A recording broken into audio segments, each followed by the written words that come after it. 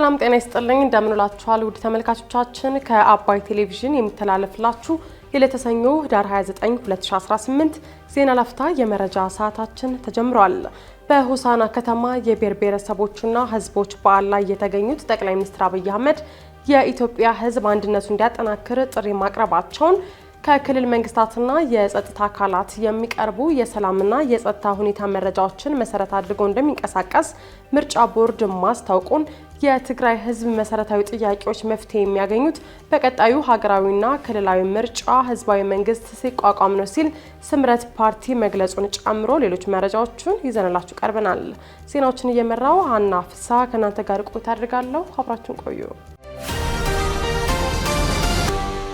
በሆሳና ከተማ የብሔረሰቦችና ህዝቦች በዓል ላይ የተገኙት ጠቅላይ ሚኒስትር አብይ አህመድ የኢትዮጵያ ህዝብ አንድነቱን እንዲያጠናክር ጥሪ ያቀረቡ። 20ኛው የኢትዮጵያ ብሔሮች ብሔረሰቦችና ህዝቦች በዓል ጠቅላይ ሚኒስትር ዶክተር አብይ አህመድን ጨምሮ ከፍተኛ የክልል የመንግስት የስራ ኃላፊዎች እንዲሁም ከመላው ሀገሪቱ የተሰባሰቡ ታዳሚዎች በተገኙበት በማዕከላዊ ኢትዮጵያ ክልል በሆሳና ከተማ በአብዬ ኤርሳሞ መታሰቢያ ስታዲየም በዛሬው ዕለት ተከብሯል።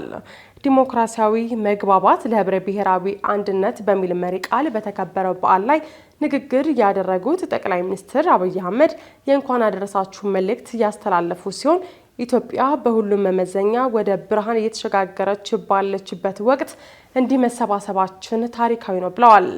ጠቅላይ ሚኒስትር አብይ አህመድ ኢትዮጵያ አንዱ ከፍ ሌላው ዝቅ የሚልባት ሳይሆን ሁላችንም የምንደምቅባት ሀገር ነች ብለዋል።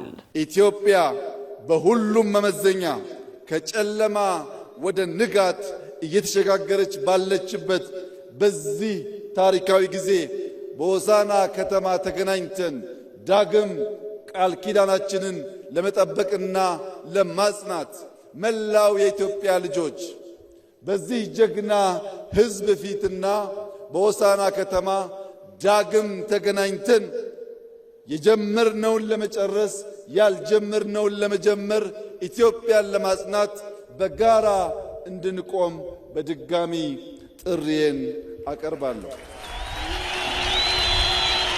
ኢትዮጵያ ችግሯን ብቻ ሳይሆን አቅሟን ማየት እንደሚገባ የጠቆሙት ጠቅላይ ሚኒስትር አብይ ልጆቿ በጠንካራ አንድነት በጋራ ከቆሙ ከፍታዋን ማረጋገጥ ይቻላል ሲሉም ተደምጠዋል። ባዳ በክፋት የእኛን መሻት ለማጨለም ሲነሳ ኢትዮጵያውያን ለባዳ ፍላጎት መሳሪያ እንዳንሆን ማስተዋል ይገባልን ብለዋል። ጠቅላይ ሚኒስትሩ እርስ በርስ መተሳሰር ሲገባን ክፉ ሳቢ ያለውን የባዳን መሻት ወደ ውስጣችን እንዳናስገባና በታሪክ ተወቃሽ እንዳንሆን ኢትዮጵያውያን ቀልብ ገዝተን ሰላማችንን እናጽና ሲሉ መልእክታቸውን አስተላልፈዋል። አክለውም ኢትዮጵያ የጀመረችው አስደናቂ ጉዞ ለማስተጓጎል እንቅልፍ የሚያጡ ቢኖሩም ኢትዮጵያን ከጉዞዋ አያቆሟትም ብለዋል። የሀገርን መሻትና የባዳን ክፋት መለየት ይጠበቅብናል። ባዳ በክፋት የእኛን መሻት ለማጨለም ሲነሳ ኢትዮጵያውያን ለባዳ ፍላጎት መሳሪያ እንዳንሆን፣ ምክንያቱም በባዳ የተጠለፈ ገመድ አይፈታም፣ አያስርም። እርስ በርስ መተሳሰር ሲገባን ክፉ ሐሳብ ያለውን የባዳን መሻት በውስጣችን እንዳናስገባና በታሪክ ተወቃሽ እንዳንሆን ኢትዮጵያውያን ቀልብ ገዝተን ሰላማችንን እናጽና፣ በንግግር እንመን። በፈጣሪያችን የሚደገፍ ቢሆንም በሰይጣን ትጋት ቀን ከሌት ለማደናቀፍ ሙከራዎች ይደረጋሉ። ለመላው የኢትዮጵያ ሕዝብ ዳግም ከሆሳና ምድር ላረጋግጥ የምፈልገው ማንኛውም ፈተና፣ ማንኛውም ትንኮሳ፣ ማንኛውም የክፉ ሐሳብ ኢትዮጵያን ከብልጽግና ማቆም አይችልም። እያንዳንዱን ፈተና ወደ ዕድል በመቀየር የኢትዮጵያን ብልጽግና እናፋጥናለን። የኢትዮጵያን አንድነት እናጠናክራለን። የኢትዮጵያን ጠላቶች እንደ ጸጉር ቅማል አንድ በአንድ እናራግፋለን።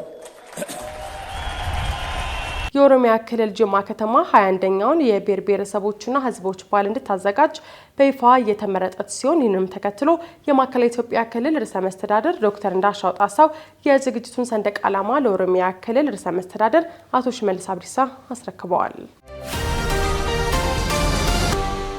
ከክልል መንግስታትና የጸጥታ አካላት የሚቀርቡ የሰላምና የጸጥታ ሁኔታ መረጃዎችን መሰረት አድርገው እንደሚንቀሳቀስ ምርጫ ቦርድ አስታወቀ። የኢትዮጵያ ብሔራዊ ምርጫ ቦርድ ለ7ኛ ጊዜ የሚካሄደውን ሀገር አቀፍ ምርጫ በመጪው ግንቦት 24 2018 ለማካሄድ ቀን የቆረጠ ሲሆን በርካታ ዝግጅቶችንም እያደረገ እንደሚገኝ እየገለጸ ይገኛል። የኢትዮጵያ ብሔራዊ ምርጫ ቦርድ ሰብሳቢ ሜላተወርቅ ኃይሉ 7ኛውን ሀገራዊ ምርጫ አስመልክተው ከዋዜማ ሬዲዮ ለቀረቡላቸው ጥያቄዎች ምላሽና ማብራሪያ ሰጥተዋል። በዚህም አሁን በሀገሪቱ ካለው የጸጥታ ሁኔታ አንጻር ምርጫውን በተሳካ መንገድ ለማካሄድ ከክልል መንግስታትና ከጸጥታ አካላት የሚመጣውን መረጃ ቦርዱ እንደ ግብዓት እንደሚወስድም ተናግረዋል። ታውቀው ይሄ ሀገራዊ ምርጫ የሚደረገው ለሕዝብ ተወካዮች ምክር ቤትና ለክልል ምክር ቤቶች መቀመጫ ነው የሚደረገው። በዚህ ሂደት ውስጥ እንግዲህ ወደ 709 የሚሆኑ የምርጫ ክልሎች አሉን። ከ50 ሺህ በላይ ምርጫ ጣቢያዎች አሉን በአገሪቱ ላይ። ስለዚህ በእነዚህ ሁሉ አካባቢ ያለው ሁኔታ ምርጫን ለማስደረግ የሚያስችል ነው አይደለም የሚለውን ግምገማ ቦርዱ ሁልጊዜ በተከታታይ ማድረግ አለበት። አሁንም እያደረገ ይገኛል እና ለዚህ ዋናና መነሻ የሚያደርገው እንግዲህ ከክልል መንግስታትና ከጸጥታ አካላት ስላለው በመሬት ላይ ስላለው የጸጥታ ሁኔታ የሚመጣልንን መረጃ ነው ቦርዱ እንደ ግብዓት መጀመሪያ የሚወስደው እና መረጃዎቹ ሲመጡ ተመድበው ነው የሚመጡት። ማለት በአረንጓዴ፣ በቢጫ፣ በቀይ ተብለው ነው የሚመጡት። ይሄ ማለት እንግዲህ ያው ግልጽ ነው። አረንጓዴ ከሆነ ምርጫውን ለማድረግ ይቻላል በጸጥታ ሁኔታ፣ በቢጫው ደግሞ ከጥንቃቄ ጋራ፣ ቀይ ደግሞ እዛ አካባቢ ምርጫ ማድረግ አይቻልም ነው። በዚህ መሰረት እንግዲህ አሁን በአገሪቱ ባሉት 2 ከተሞችና 12 ክልሎች ይሄንን ነገር ስንሰራ ለምርጫ ቦርድ እንደ መነሻና መሰረት የሚያደርገው ቅድም የጠቀስኳቸው ምርጫ ክልሎችንና ምርጫ ጣቢያዎችን ነው እንጂ በክልል ደረጃ በሚል በከተማ ደረጃ በሚል ካደረግነው አስቻይ ሁኔታ የሌለበት ምርጫ ጣቢያ ተሸፍኖ ሊያልፍ ይችላል። ስለዚህ በዝርዝር እያንዳንዱን ማየቱ የተሻለ መረጃ ይሰጠናል በሚል በዚህ መንገድ ነው ተተንትኖ እንዲቀርብ የሚደረገው። የምርጫ ቦርድ ሰብሳቢው አክለውም በአሁኑ ወቅት መረጃውን ከክልል መንግስታትና ከጸጥታ አካላት አግኝተናል። በቦርዱ ፕሮግራም መሰረት የሚመለከታቸውን የፖለቲካ ፓርቲዎች ይዘን ውይይት የምናደርግበት ይሆናል ብለዋል። በአሁኑ ወቅት ዳታውን ከየክልል መንግስታት አግኝተናል፣ ከጸጥታ አካላት አግኝተናል። በቦርዱ ፕሮግራም መሰረት ደግሞ በቀጣይነት የሚመለከታቸውን የፖለቲካ ፓርቲዎች ፕሮግራም ይዘን አብረን ከነሱ ጋር ውይይት የምናደርግበት ይሆናል። ግን ጎን ለጎን ቦርዱ ሌላም ስራ መስራት ስላለበት የምርጫ ዝግጅቱን ሳያቆም መቀጠል አለበት። የምርጫ ሰሌዳ በረቂቅነት ማውጣት አለበት። ስለ እጩዎች አመዘጋገብ ይሄን ሁሉ ስራ መስራት አለበት። አሁን ምርጫ አስፈጻሚዎችን እየመለመልን ነው። ይሄን ስራ ጎን ለጎን እንሰራለን። ያኛውን ደግሞ በሂደት እያደረግን እያጠራን የምንለይ ይሆናል። እንግዲህ አስቻይ ሁኔታ ኖሮ ምርጫ የሚካሄድበት ካለ ይካሄዳል። ካልሆነ ደግሞ ከዚህ በፊት እንደተደረገው በ6ኛው ሀገራዊ ምርጫ አስቻይ ሁኔታ እስከሚመጣ ድረስ በነዛ ምርጫ ጣቢያዎች ወይ በዛ ምርጫ ክልል ምርጫ አይካሄድም። ከምርጫው በፊት ሀገራዊ ምክክሩ መጠናቀቅ ነበረበት በሚል ከፓርቲዎች ለሚነሳው ጥያቄ ምርጫ ቦርድ በሕግ የተሰጠውን ኃላፊነቱ ጠቅላላ ምርጫን በየ5 ዓመቱ እንዲካሄድ ሕገ መንግስቱ ያዛል ያሉት የምርጫ ቦርድ ሰብሳቢያ ወይዘሮ ሜላተወርቅ ኃይሉ፣ ስለዚህም ቦርዱ ሕገ መንግስቱን መጣስ የለበትም ብለዋል። እኔ ምርጫ ቦርድ ነው የምሰራው። ምርጫ ቦርድ በሕግ ማንዴትድ የሆነው የተሰጠው ኃላፊነት አለ። ምርጫን ጠቅላላ ምርጫን በየ5 ዓመቱ ማድረግ ለክልል ምክር ቤቶችና ለህዝብ ተወካዮች ምክር ቤት እና የሚጠይቀውን አይነት የምርጫ ህጉ በሚፈቅደው መንገድ ማካሄድ ነው። ሀገራዊ ምክክር ደግሞ በራሱ አጀንዳ፣ በራሱ ፕሮግራም፣ በራሱ በተቋቋመበት ማንዴት ደግሞ የራሱን ስራ ይሰራል። ስለዚህ ይሄ ምርጫ በየ5 ዓመቱ እንዲደረግ ህገ መንግስቱ ያዛል።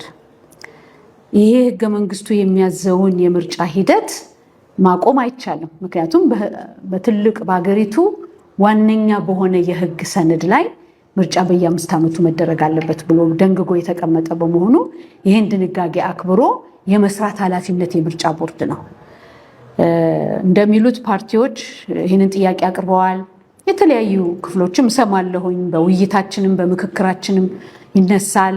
በጋራ ምክር ቤትን ባቀረቧቸው ጥያቄዎች በደንብ ያ ነገር ተነስቷል። ነገር ግን ምርጫ አንደኛ የምርጫ ቦርድም የሚመልሰው አይደለም። ምርጫ ቦርድ የራሱ ማንዴት አለው፣ የራሱ በህግ ተለክቶ የተሰጠው ኃላፊነት አለው፣ እሱን ነው የሚፈጽመው።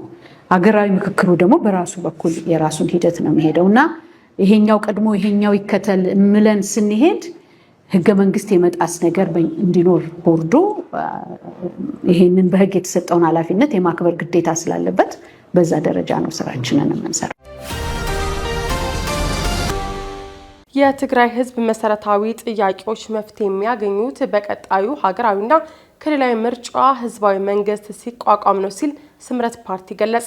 ስምረት ፓርቲ ባሳለፍነው ቅዳሜ ባወጣው መግለጫ ኋላ ቀሩ ሲል የገለጸው የህወሓት ቡድን የፕሪቶሪያውን ስምምነት በመጣስ ከኤርትራ መንግስት ጋር ጥምረት ፈጥሮ ትግራይን ሌላ ቀውስ ውስጥ ከቷታል ብሏል። ፓርቲው በመግለጫውም የትግራይ ህዝብ ብቃት ባለው የአመራር እጥረት የተነሳ እየተሰቃየ መሆኑን አንስቶ ለዚህ ችግር መፍትሄው ነፃና ፍትሃዊ ምርጫ ማካሄድ መሆኑን አስታውቋል። በመሆኑም ህዝቡ በቀጣይ ግንቦት በሚካሄደው ሀገራዊና ክልላዊ ምርጫ ይሆነኛል የሚለውን መሪ መርጦ ህዝባዊ መንግስት ሲያቋቁም ብቻ ነው መሰረታዊ ጥያቄዎቹ መልስ ሊያገኙ የሚችሉት በሚል ገልጿል። እስከዚያውም የትግራይ ተወላጆች ተወያይተው ሁሉን ያካተተ የሽግግር መንግስት በክልሉ እንዲያቋቁሙ አሳስበዋል።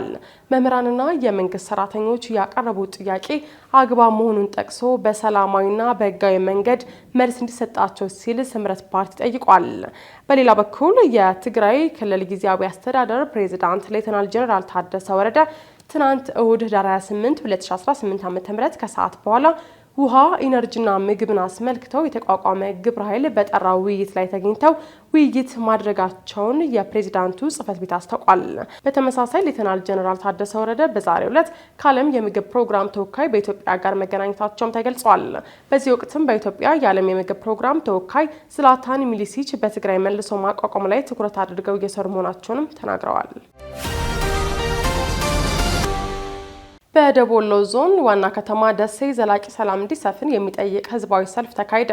በአማራ ክልል በደቡብ ወሎ ዞን በደሴ ከተማ አስተዳደር በሃይማኖት ተቋማት ጉባኤ የተዘጋጀ ሃይማኖት የሰላም መሰረት ነው በሚል ሀሳብ ሰላምን ለማጽናት ያተኮረ የድጋፍ ሰልፍ የሀገር ሽማግሌዎች፣ የሃይማኖት አባቶችና ነዋሪዎች የተሳተፉበት የድጋፍ ሰልፍ መሆኑ ከደሴ ከተማ አስተዳደር ኮሚኒኬሽን ድረገጽ ያገኘነው መረጃ ያመለክታል።